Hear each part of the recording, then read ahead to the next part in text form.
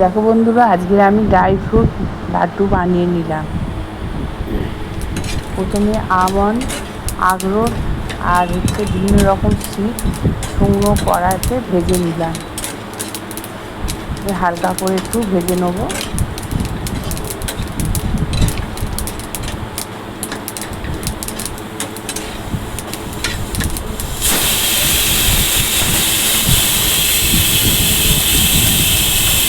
ভাজা হয়ে গেলে এবার একটু ঠান্ডা করে এবার এটা মিক্সিতে পেস্ট করে নেব।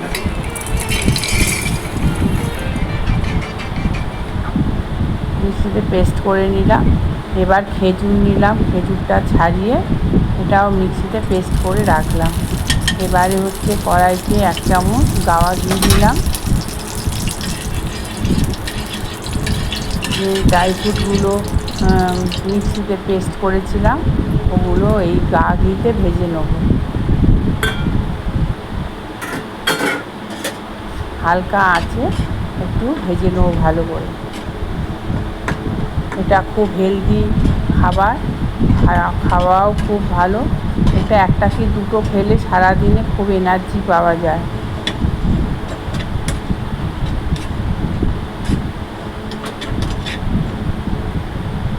এবার যে খেজুরটা ছিল খেজুরের পেস্টটা দিয়ে দিলাম, দিয়ে ভালো করে নেড়ে নেব। এবার 1 চামচ সাদা তিল দিয়ে দিলাম,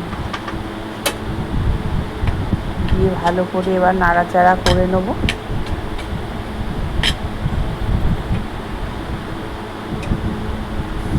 এবার নাড়িয়ে নিলাম, নাড়িয়ে নিয়ে এবার গোল গোল করে এবারে যে আছে নারকেলের একটা ড্রাই শুকনো নারকেলের ড্রাই পেস্ট আছে ওইটা দিয়ে ভালো করে গোল গোল করে নাড়ুর মতো পাকিয়ে নেব। তোমরাও এটা করে দেখো, খুবই ভালো, খুবই টেস্টি, খেতে খুবই ভালো লাগবে। এই লাড্ডু তোমরাও বানিও। টাটা বন্ধুরা।